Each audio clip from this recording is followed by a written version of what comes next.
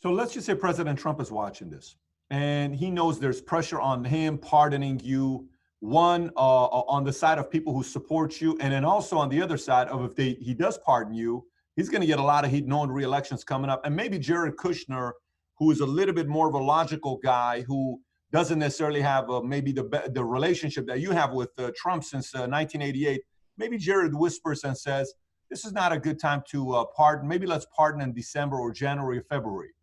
If they're watching this, are you okay with the pardoning not taking place anytime soon till 2021? You know, one of the first things I learned in politics from Richard Nixon, don't answer hypothetical questions. Here's what I know. Donald Trump is a person of great fairness. Okay. He's a person of great mercy, and he knows what's happened here.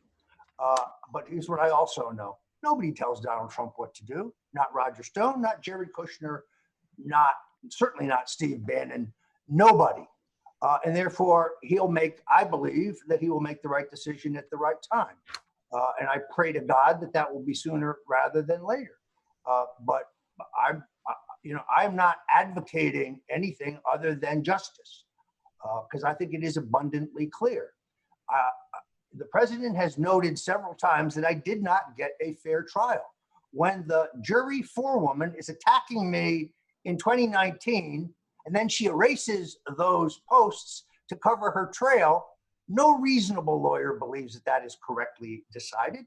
Jonathan Turley's not a conservative or a Republican. He said Stone is entitled to a new trial on that basis. In the Boston Marathon bombing case, the guy convicted got a new trial because one of his jurors was posting on social media on the topic of terrorism, not even that case, just the topic of terrorism. My juror had not a single Trump supporter, not a single Republican, not a single military veteran, not a single blue-collar worker, not a single person with less than a college education, but a majority with post-college educations, 3 appointees from the Obama and Clinton administrations, several people who had personal relationships at the Department of Justice or the FBI. It was by no means a jury of my peers.